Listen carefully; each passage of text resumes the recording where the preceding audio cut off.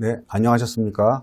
예, 우리 지난 시간까지 두 개의 강의를 통해서 무역 계약의 관리, 그리고 무역 클레임 및 무역 분쟁 예방 필요성에 대해서 얘기했습니다. 왜냐하면은 국내 거래와 달리 클레임이 발생하는 이유도 다양하고, 그리고 클레임이나 분쟁이 생긴 이후에 국내 거래처럼 신속하고 효율적인 대응이 이루어지지 않기 때문에 우리는 예방의 필요성을 정말 강조하고, 그리고 저는 정말로 저도 사업을 통해서 여러 차례 계약서 항목이 미비했거나 오탈자가 나왔거나 아니면 다른 실수로 인해서 계약이 파기될 뻔했도 했지만, 그리고 다행스럽게도 파기 전에 그런 오탈자를 찾고 미스테이크 부분을 찾아서 계약을 유지해갔던 경험을 살려서 여러분들께 말씀드리고자 합니다. 자, 1번 보시죠. 자, 오파시트가 나왔습니다. 오파시트는 무슨 말이냐면은 셀러가 바이어에게 보내는 거예요. 바이어, 우리가 이번에 마스크를 만들고 있는데 니네 나라에서 마스크 요새 수요 많잖아. 우리가 마스크 얼마에 팔게 라고 하는 바이어의 의사를 묻는 굉장히 간단한 서류입니다. 오파시트. 2번 보시면은 프로포마 인보이스.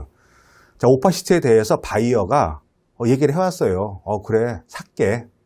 하지만 얼마냐? 납기는 얼마냐? 라고 물었을 때 셀러가 바이어에게 오파시트보다 좀 더 정확하게 가격은 얼마고, 납기는 언제고, 그리고 보험 조건은 뭐고, 그리고 다른 여러 가지 거래 조건에 대해서 자세한 답을 주는 겁니다. 자, 오파시트, 프로포마 인보이스까지 우리는 많은 단계를 넘어가야지 정식 계약을 체결할 수 있습니다. 드디어 이제 세 번째 퍼치스 오더가 나왔습니다. 바이어가 물건을 사기로 했어요. 여러분, 제가 1강, 2강 때 여러 차례 말씀드렸는데 절대 바이어가 먼저 물건 사겠다라고 오지 않습니다. 그런 바이어는 없어요. 정말 한국이 강세를 보이고 있는 조선사업이라든지요, 그리고 항공기의 과점업체인 보잉이나 에어버스, 그리고 여러 가지 독과점 업체들 이외의 물건 아니면은 바이어가 먼저 물건 사도가 절대 하지 않습니다. 근데 우리들은 메일을 많이 받아요. 셀러, 우리가 이번에 니네 물건 선금으로 80% 낼게. 그리고 우리나라에 수입 통관에 필요한 것도 내가 다 낼게. 굉장히 달콤한 얘기죠. 근데 그런 바이어는 많지 않습니다. 여러분들이 그런 메일을 받고 나시면은 정말 우리 물건이 그만한 경쟁력이 있는가, 그리고 우리 물건이 그렇게 좋은 물건인가 한번 생각해 보시면은 여러분들한테 온 그 랜덤 이메일이 여러분들한테 무역 사기를 유발하는 그런 덫이 될 수 있음을 여러분들 꼭 명심하십시오. 제가 무역협회, 무역보험공사, 코트라, 그리고 전략물자관리원 등에서 여러 차례 강의를 하고 상담을 하고 칼럼을 쓴 결과 세상에 내 물건을 먼저 사겠다고 오는 바이어는 절대 없습니다. 여러분들이 파시는 물건 제가 절대 무시해서가 아니고요. 항공기 동체를 만드는 에어버스나 보잉, 그리고 삼성전자 휴대폰, 그리고 LCD 패널 이런 거 아니라고 하면은 바이어가 절대 먼저 오지 않습니다. 여러분들 그런 메일 받으시면은 굉장히 흥분되시겠지만 잠깐 메일을 접어 놓으시고 정말 다시 한번 생각해 보시고, 그리고도 걱정된다 그러면 저한테 한번 문의해 주십시오. 자, 이제 문제를 풀어보겠습니다. 바잉 프로포마 인보이스에 대해서 셀러가 아직 답변을 하지 않았어요. 그런데 너무 급한 물건이어서 셀러가 이메일을 보내는 대신에 물건을 싸서 DHL로 보냈습니다. 자, 이런 경우에 계약이 성립 안 되겠습니까? 당연히 되죠. 법을 아시는 분들은 의사 실현에 의한 계약 성립이라는 전문적인 용어를 알고 계시지만 법을 모르시는 분이라고 하더라도 반드시 승낙, 셀러의 승낙이 있어야 되는 것은 아니다라는 걸 아실 수 있습니다. 자, 2번 보시면은 바이어의 주문 승낙을 신뢰하고 셀러가 원부자 대등을 준비하였습니다. 근데 나중에 바이어가 주문을 취소했습니다. 이런 경우를 하면은 바이어의 주문 승낙에 대해서는 청약의 구속력이 생겼기 때문에, 승낙의 구속력이 되겠죠. 승낙의 구속력이 생겼기 때문에 셀러는 바이어의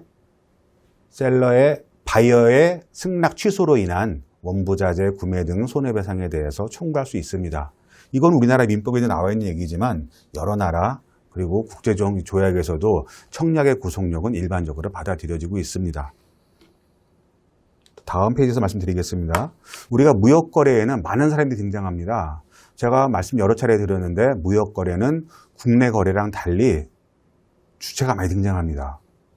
여러분 위에 보시면은 셀러, 물건을 파는 사람이 되겠죠. 쉬퍼, 물건을 실는 사람입니다.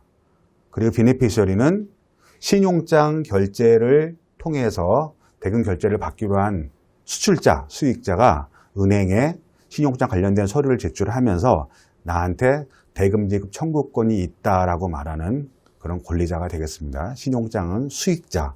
그리고 한어음은 물건을 선적한 쉬퍼가 은행에 가기 전에 자기가 발행하는 어음입니다. 여러분들 어음에 대해서 구경하신 적 없을 거예요. 저도 어음 본 적 없는데요. 신용장 거래에서 나오는 어음은 굉장히 간단합니다. 양식이 정해져 있기 때문에 그 양식에 대금 그리고 여러 가지 요건이 원하는 것만 적으시면 되고요. 어음을 잘못 적어서 신용장 대금 결제가 늦어지는 일을 막아야 되기 때문에 나중에 여러분 작성하실 때 주변에 혹시 모르시는 거 있으면은 주변 사람들한테 물어보시고요. 우리나라 무역유관기관에 상담을 구하시면은 실수하지 않을 겁니다. 자, 반대로 파는 사람의 반대말은 사는 사람이 되겠죠. 바이어입니다.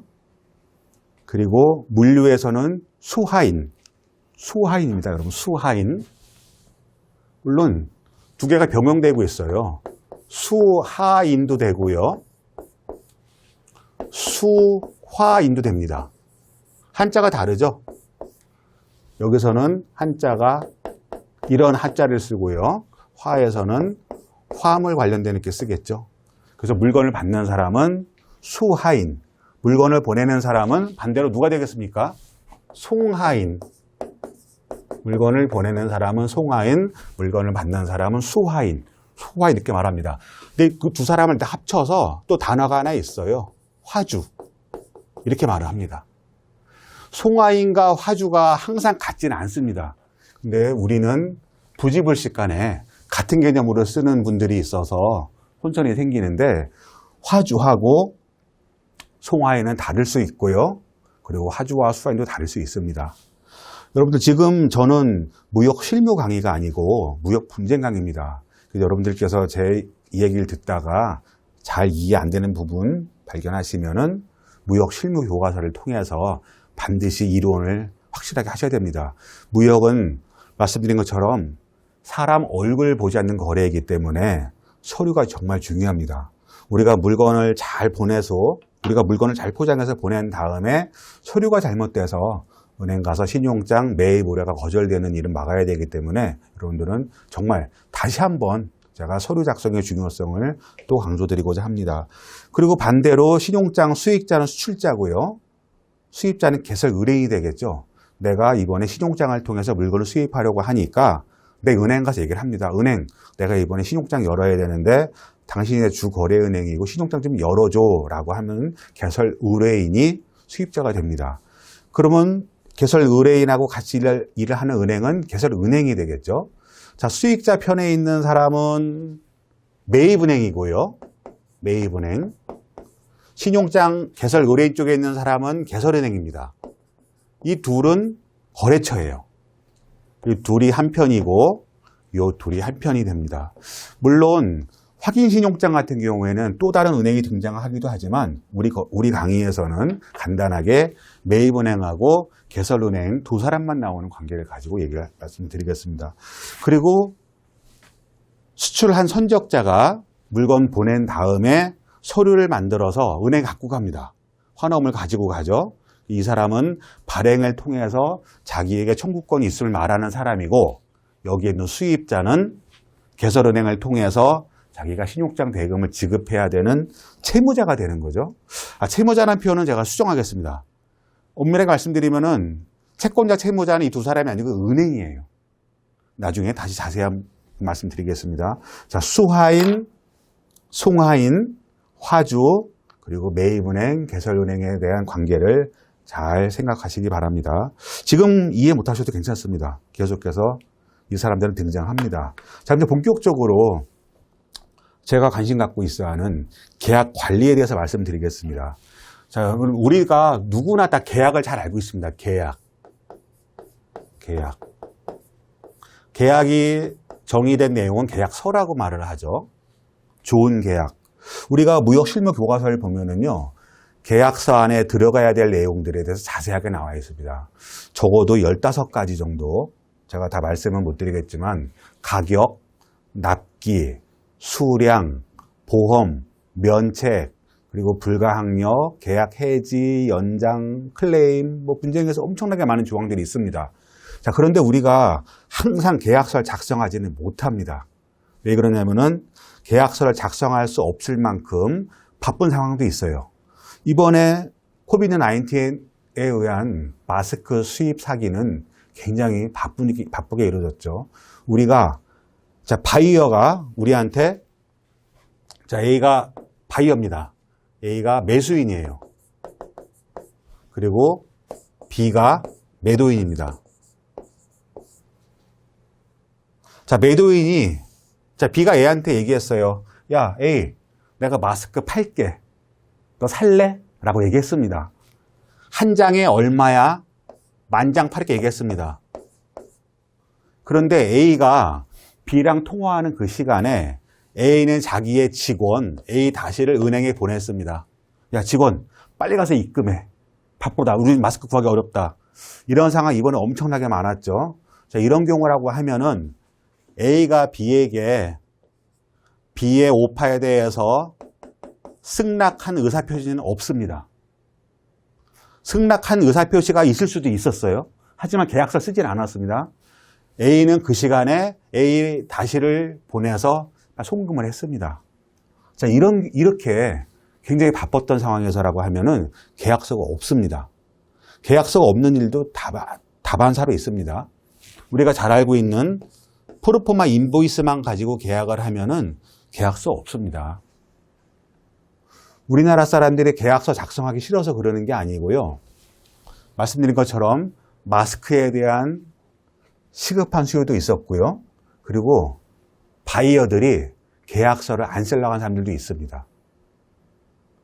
한간에서는 한국 기업들이 영어를 못하고 그리고 계약서를 싫어한다라고 알려져 있지만 그렇지 않습니다. 우리가 계약서를 작성하고 싶어도 상대방이 계약서를 원하지 않는 경우도 있고 마스크처럼 계약서를 쓸 수 없을 만큼 어전한 상황도 있었습니다. 자, 그런 실무적인 얘기는 제가 다시 말씀드리겠고요. 자, 좋은 계약이란 무엇일까? 여러분들은 무역실무 교과서를 통해서 계약서 안에 들어가야 될 내용들에 대해서 공부를 정말 많이 하고 계십니다. 우리나라의 많은 무역 유관 기관에서도 무역 실무 이론, 무역 실무 개요 다양한 강의를 통해서 무역 계약을 강의하고 있습니다. 근데 저는 여러분들께 드리고 싶은 말씀은 뭐냐면은 우리가 계약서를 작성하거나 작성하지 않았거나 나한테 유리하지 않은 계약서, 나한테 불리한 계약서는 없느니만 못한 겁니다. 자, 여러분 제가 때를 한번 써보겠습니다. 자, A가 B에게 물건을 팔았어요. 기계를 팔았습니다. 저는 기계업자이기 때문에 여러분들께 앞으로 설명도 기계로 드립니다. 자, 기계를 팔았어요. 한 대를 기계에 수출했는데 B가 3년을 쓰고 나서 클레임을 걸었습니다. 여러분들 지금 당황하실 수 있어요. 어떻게 3년을 쓰고 뻔뻔하다 얘기할 수 있습니다. 근데 이 사건 제가 했던 사건입니다. 자, A가 B한테 기계를 팔았는데 B가 3년 사용한 후에 클레임을 걸었습니다. 여러분들 지금 생각하실 때 저거 당연히 A가 이기는 거 아니야? 라고 말씀하실 수 있습니다. 저도 그렇게 생각합니다. A가 이깁니다.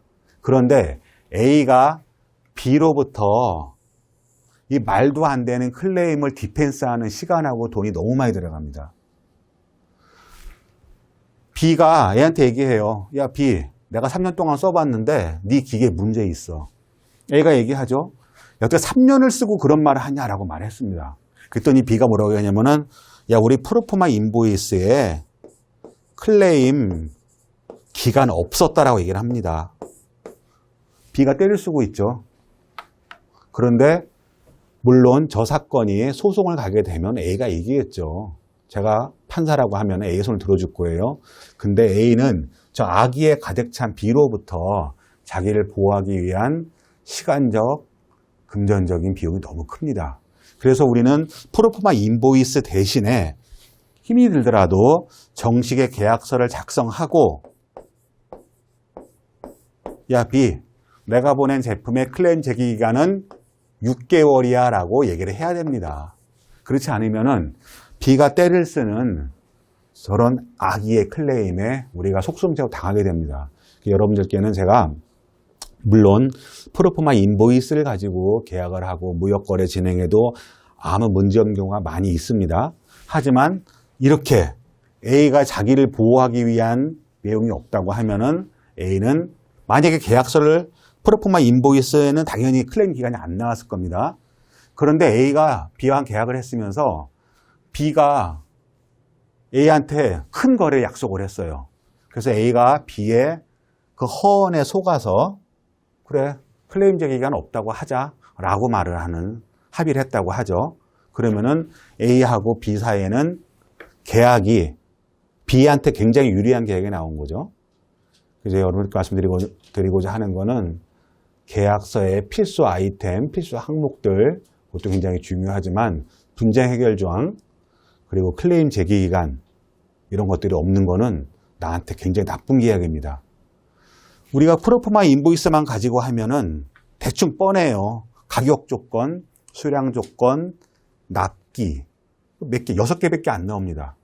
그래서 분쟁 해결 조항이나 클레임 제기 기간이나 면책 조항 같은 것들은 계약서를 통해서 작성을 하셔야 되고 나한테 좋은 계약서는 계약의 필수 요소를 모두 포함하고 있으며 나에게 유리하다. 특히 뭐가 유리하냐면은 셀러 입장에서는 클레임 기간이 짧아야 되고요. 바이어 입장에서는 클레임 기간이 길어야 되고 그리고 클레임이 자체적으로 해결되지 않았어요. 이런 경우라고 하면은 소송을 갈지 중재를 갈지 물론 바게닝 파워에서 결정되겠지만 여러분들은 나한테 유리한 분쟁 해결 조항을 끌어내시기 위해서 지리한 싸움을 하셔야 돼요. 계약이 그렇게 쉽지 않습니다. 우리가 부동산 아니면은 건물 사고 파는 거 이렇게 정형화된 계약서가 있어도 딜하는 것이 쉽지 않은데 무역계약은 외국에 있는 비대면 그리고 가끔은 얼굴도 모르는 사람과 해야 되는 위험이 있기 때문에 계약서 작성 시간이 좀 오래 걸린다고 하더라도 여러분들께서는 정말 신중하게 여러 번 곱씹으셔서 해야 됩니다. 자, 그리고 2번 굉장히 중요합니다. 계약서 창작의 노력. 이건 제가 지은 이름입니다. 우리나라 기업들이 계약서를 작성해야 되는 경우 계약서가 없으면은 동종업계에 선두 기업들이 사용하고 있는 계약서를 가져다 아무런 수정 없이 대충 쓰고 있습니다. 물론 그 계약서도 역시 프로포마 인보이스처럼 아무 문제 없이 거래가 끝나면 좋지만 만약에 분쟁이 생길 경우 리딩 컴퍼니가 썼던 계약서 내용이 나한테 맞지 아니한 경우가 많이 있을 수 있습니다. 여러분들께서는 같은 업계, 동종업계 선두기업이 쓰는 계약서를 좋다고 그냥 쓰시지 마시고 아이템이 어떻게 다른가, 업종이 어떻게 다른가, 그리고 나와 상대방의 규모 어떻게 다른지, 그리고 상대방에게 내가 독점권을 줬는지 이렇게 좀 다양한 기준을 가지고 여러분들의 수준에, 여러분들의 형편에 맞는 수준이란 말은 아닙니다. 취소합니다. 여러분들의 형편에 맞는 계약서를 작성하셔야 됩니다. 그 세 번째 보시죠. 협상 자세. 양보 가능한 항목과 양보할 수 없는 항목을 미리 정해야 돼요. 그런데 계약을 서두르는 사람이라든지 그리고 오래 해보지 않으신 분들은 내가 지켜야 될 코어, 내가 양보할 수 없는 거 이거에 대해서 기준이 없어요. 자, 내가 가격은 낮춰줄 수 있다. 하지만 가격 낮추는 대신에 수량을 늘려야 되겠다. 아니면은 독점권 기간을 줄여야 되겠다. 라는 대안이 있어야 돼요. 그래서 협상을 할 때 내가 양보할 수 없는데 이거는 만약에 저쪽에서 나한테 파격적인 조건을 주면은 내가 이만큼 해볼 수 있다라고 미리 여러분들께서는 그림을 그리셔야 돼요. 그리고 상대방의 반응을 보면서 수위를 조절해야 된다. 여러분들 예전에 결혼하실 때 아니면 연애하실 때 밀당이지 않습니까? 밀당이요. 밀당이 거래에서도 굉장히 중요합니다. 그런데 계약서는 특히 한번 작성하고 나면은 고치기가 어렵기 때문에 여러분들께서는 야, 정말 계약 과정은 지루하구나, 힘들구나 라는 것을 미리 이해하시고 인식하시고 장기간의 싸움에 들어가셔야 돼요. 야, 내가 영어도 안 되고 지금 내가 첫 거래인데 내가 너무 세게 나가는 거 아닌가? 물론 걱정하실 수 있어요. 하지만 첫 거래에서 내가 우위를 뺏기면은 다음에도 계속해서 우위를 차지하지 못하고 기껏해야 앞에서 벌고 뒤에서 손해나는 그런 쪽으로 가실 수 있기 때문에 밀당은 반드시 나한테 필요한 싸움이고, 그리고 내가 계약 체결 과정에 매우 진지하고 전문가 자세를 가지고 대응하는 것을 상대방은 무섭게 생각합니다. 야, 저 기업은 계약서 작성하는 게 다른 기업하고 쉽지 않구나. 이런 모습을 보여주셔야 돼요. 그래서 우리 포커페이스라는 거, 그거 다시 한번 염두에 두시고요. 체약 과정은 지루한 줄다리기임을 명심하시고, 그리고 우리가 회의를 3일 하기로 했다. 그러면은 오전에 회의하고 점심 먹으러 갈 때 오전에 회의한 미팅 기록을 상대방에게 보여주시고, 이거 네가 말한 거 맞지? 내가 이렇게 말했다. 그리고 틀린 거 있으면은 고치고, 그리고 오후 시간에 다시 그 기록을 토대로 회의를 하시지 않으면은 오전에 했던 얘기랑 생판 다른 얘기가 나올 수 있기 때문에 여러분들은 회의록 이거를 꼭 작성하시고 활용하시기 바랍니다. 자, 아까 제가 말씀드렸어요. 프로포마 인보이스에 의한 계약은 우리한테 굉장히 편리합니다. 굉장히 편리하죠. 근데 프로포마 인보이스에 의한 계약이 아무런 분쟁이 생기지 않았으면은 정말 좋습니다. 하지만 아까 말씀드린 것처럼 내가 팔은 기계가 3년 동안 사용되고 나서 클레임이 들어왔다. 자, 프로포마 인보이스에는 클레임 제기 기간이 없을 거예요. 클레임 제기 기간이나 분쟁에 대한 해결 조항을 적을 정도로 진지한 사람들이라고 했었으면은 프로포마 인보이스에서 아마 계약으로 진행됐을 겁니다. 그런데 시간이 없거나 아니면 다른 이유로 정식의 계약을 체결하지 못하고 프로포마 인보이스에 의한 무역거래를 하게 됐을 때 중요한 것도 많이 나와 있습니다. 품명, 규격, 원산지, 유효기간, 포장방법, 수량, 단가, 굉장히 중요한 얘기들 나와 있죠. 프로포마 인보이스 여기까지가 전부예요. 제품이 뭐다, 그리고 유효기간이 언제까지다, 그리고 포장방법은 어떻게 했다, 그 수량은 얼마다, 이런 얘기까지 나와 있지만 완벽한 계약서가 아니에요.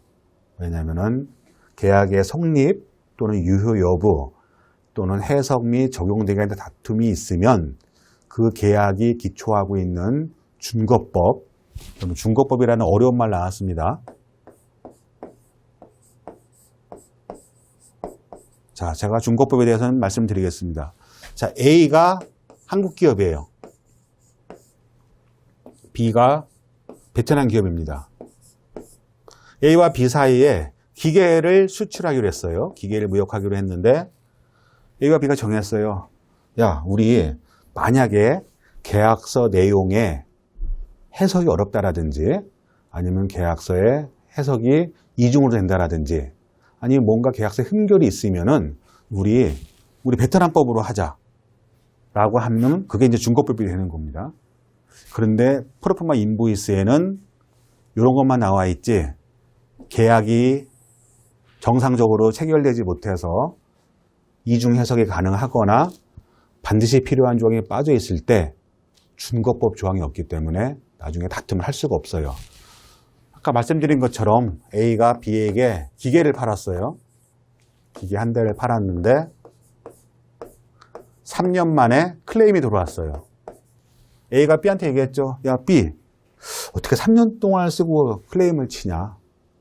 라고 얘기했더니 B가 뭐라고 하냐면은, 야, A, 너하고 나하고 프로포마 인보이스에 클레임 기간 없어. 그런데 만약에 A하고 B 사이에 맺은 계약에 한국법으로 준거법이 되어 있고 우리나라 상법에 의해서 클레임은 물건을 받은 날로부터 몇 개월 이내에 해야 된다라고 되어 있었으면은 B는 3년이 지난 후에 클레임을 못 치겠죠. 그래서 우리는 준거법을 정하는 클레임 기간을 정하는 중요한 기준으로 계약서를 작성해야 되고 여러분들께서는 말씀드린 바와 같이 시간이 좀 걸리더라도 확실하고 좋은 계약서를 작성하셔야 됩니다. 그리고 또 하나, 계약서 내용과 이행 여부는 별개입니다. 어떤 분들은 내가 계약서를 잘 맺었어. 만약에 나한테 돈을 안 주면 내가 소송할 거야. 그리고 굉장히 뿌듯해 하십니다. 그런데 한국에 있는 기업이 베트남 가서 소송하는 거 쉽지 않습니다. 그래서 계약서 내용에 분쟁 해결 조항이 한국법에 의해서 또 베트남법에 의해서 소송을 어디서 한다고 되어 있다고 하더라도 그거는 정말 우리한테 심리적인 담보장치인 것 뿐이지 상대방이 정말로 악의로 나왔습니다. 우리가 물건을 10개를 보내게 되는데 2개가 덜 갔어요. 그래서 A가 B한테 얘기했죠. 야, B, 물건 2개 덜 왔는데? 라고 얘기했습니다. 그랬더니 B가 팔짱 이거 어떡할 건데? 라고 나옵니다. 여러분들께서는 계약서를 체결하지 않아서 생기는 위험도 명심하셔야 되지만 계약서가 완벽하다고 해서 그 계약서가 나를 반드시 지켜주는 건 아니다라는 거를 염두에 두시면 좋겠습니다. 왜 저런 얘기까지 할까라고 여러분 생각하시겠는데 6번도 제가 소송을 했던 사건입니다. 여러분들께 드리고 있는 말씀 중에 많은 부분들이 제가 직접 소송을 했거나 아니면 가처분을 했거나 상담을 했거나 아니면은 칼럼을 썼던 얘기들을 토대로 만들었습니다. 자, 이 페이지까지 하시고 잠시 쉬겠습니다. 자, 여태까지 제가 1번에서는 좋은 계약이란 무엇일까라고 말씀드렸습니다. 좋은 계약, 나한테 유리하고 분쟁 해결 조항이 나한테 우호적인 거 좋습니다. 계약을 체결했어요. 근데 2편에서는 계약 관리를 어떻게 할 것인지 보시겠습니다. 제가 앞 페이지에서 말씀드린 바와 같이 계약을 체결한 거하고 이행 여부하고는 달라요.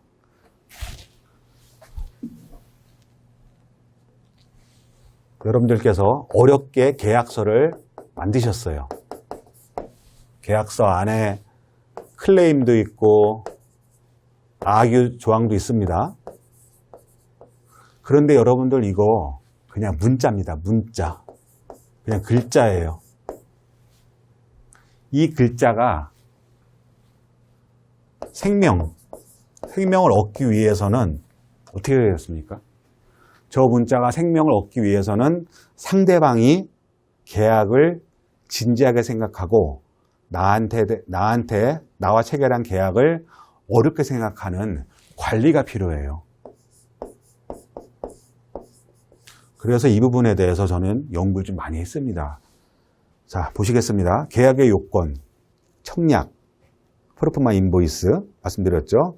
오파시트를 보내고 나서 바이어가 셀러의 오파시트에 관심이 있음을 보이면은 이제 셀러는 바이어에게 셀링 PI를 보냅니다. 셀링 프로포마 인보이스. 여러분, 바잉 프로포마 인보이스 없습니다. 없어요. 물건 먼저 사겠다는 사람 절대 없습니다. 이제 셀러가 바이어한테 청약을 보냈습니다. 야, 바이어, 이번에 우리 마스크 좋은 거 나왔는데 너한테 장당 100원씩 줄게. 2만 장 살래? 라고 얘기를 했습니다. 그랬더니 바이어가 A가 B한테 셀링 오파를 보냈죠. 셀링 프로포마 인보이스를 보냈더니 바이어가 응, 그래 라고 하면은 정말 정상적인 계약이 되겠죠. 그러면 이 경우에는 A의 셀링 오파도 있고요. B의 승낙도 있죠.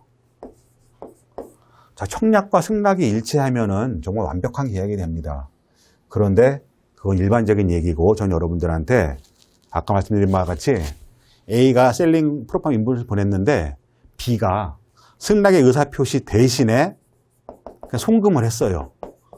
A가 딴 사람한테 팔까 봐요. 충분히 가능한 얘기죠. 이번처럼 마스크 대란이 생긴 경우에 셀러는 마스크가 완전 보물이었습니다. 그래서 바이어는 셀러가 다른 사람에게 물건을 팔까 봐 승낙의 의사표시 대신에 돈을 바로 보냈어요. 법을 아시는 분들은 이것이 의사실현에 의한 계약이라는 것을 잘 알고 계시죠. 근데 우리는 그런 어려운 얘기를 하려고 하는 것이 아니고 문서로 승낙을 하지 않았어도 즉 다시 말씀드릴게요. 문서 정식의 계약서 포멀 컨트랙트가 없다고 하더라도 이메일을 통해서 그래 마스크 살게 뿐만 아니라 그 말 하기도 전에 돈을 보낸 경우에도 역시 계약은 성립된다라는 거죠. 자, 여러분 제가 이 얘기 여러 번 드렸어요. 왜 이 얘기를 여러분들이 말씀드릴게요. A가 B에게 마스크를 한 장에 100원에 팔기로 했어요. 100원. 한 장에 100원에 팔기로 했습니다. 그래서 B가 A한테 100원 싸다. 그러고 돈을 바로 보냈어요. 송금했습니다. 근데 나중에 A가 변심을 해요. A가 그새 다른 바이어를 찾았어요. 그래서 A가 B한테 얘기합니다. 야, B, 미안한데 내가 너한테 100원에 팔기로 한 거 철회한다 얘기합니다. 그랬더니 B가 항의하죠. 야, 내가 돈 보냈는데, 입금했는데 라고 얘기했더니 A가 얘기합니다. 야, B, 너는 나한테 승낙을 안 했어 라고 얘기합니다. 이런 경우를 대비하기 위해서 청약 또는 승낙의 구속력, 청약의 구속력이란 말이 훨씬 더 많이 나오죠. 그리고 의사실현에 의한 계약이 지금 굉장히 중요한 화두가 된 겁니다. A가 그새 변심을 하고 다른데 물건 파는 그 억지 주장을 깨기 위해서 B는 야, 내가 승낙의 의사표시는 하지 않았지만 돈을 보냈어. 이거 역시 계약 성립된 거야 라고 A한테 대항할 수 있는 거죠. 자, 2번 보시면은 계약의 목적이 나왔습니다. 계약의 목적과 계약 목적물은 어떨까요? 다릅니다. 계약의 목적과 계약의 목적물은 다릅니다. 조금 전에 제가 얘기를 드렸어요. 자, 마스크 한 장에 100원 곱하기 2만 장을 얘기했습니다. 그럼 여러분들 생각하실 수 있어요. 야, 그러면은 A는 B에게 마스크 100장을, 아니, 마스크 2만 장을 어떻게 해야 됩니까? 소유권 이전을 해야죠. 공급을 해야죠. 공급을 합니다. 그러면 반대로 B는 A에게 2만 장에 대해서 100원씩의 대금을 지급해야 되죠. A의 마스크 공급 및 B의 대금 지급이 이 계약의 목적입니다. 그리고 계약의 목적물은 저것과 약간 달라서 이게 목적물이 되는 거죠. 자, KF94 2만 장이다. 그래서 계약의 목적물은 여기서 KF 마스크 2만 장이 되는 것이고, 그리고 여기서 목적은 수출자, 셀러는 마스크 2만 장을 적기 지급합니다. 적기 지급하고 반대로 수입자는 품질이 보장되는 제품 전량의 적기 선적을 기대하겠죠. 여기 여러분들 제가 지금 글자가 뭐 하나 빠져서 혼돈하실 수 있는데요. 수출자는 대금 전액의 적기 지급을 기대하죠. 그리고 수입자는 품질이 보장되는 제품 전량의 적기 선적을 기대하는 권리가 있습니다. 좀 지저분해서 여러분들 보시기 어려울 수도 있는데 강의안을 다운로드 받을 수 있으니까 강의안을 다운로드 받으셔서 다시 한번 보시기 바랍니다. 자, 3번 계약서 생성. 우리가 말로 참 좋은 계약을 체결했습니다. 하지만 계약서라는 서류, 물론 이것은 서면이지만 여러분들 이 문자에 불과한 계약서가 있음으로 인해서 상대방에게 주는 위협이 또 있습니다. 그것이 뭐냐면은 야, 내가 저 기업한테 1년에 100만 불씩 안 하면은 독점권이 해지되는데 독점권 해지되면 어떡하지? 라고 하는 상대방에 대한 압박감도 줄 수 있고요. 그리고 계약서 관리도 중요합니다. 우리가 처음에 계약서 생성까지 잘 했는데 나중에 변경된 조문을 관리하지 않아서 이 조문에 변경이 있었다 없었다라는 다툼도 많이 생깁니다. 그래서 우리는 계약서 생성하고 변경할 때마다 이 계약은 언제 어떤 조항이 바뀌었다라는 것을 기록하실 필요가 있어요.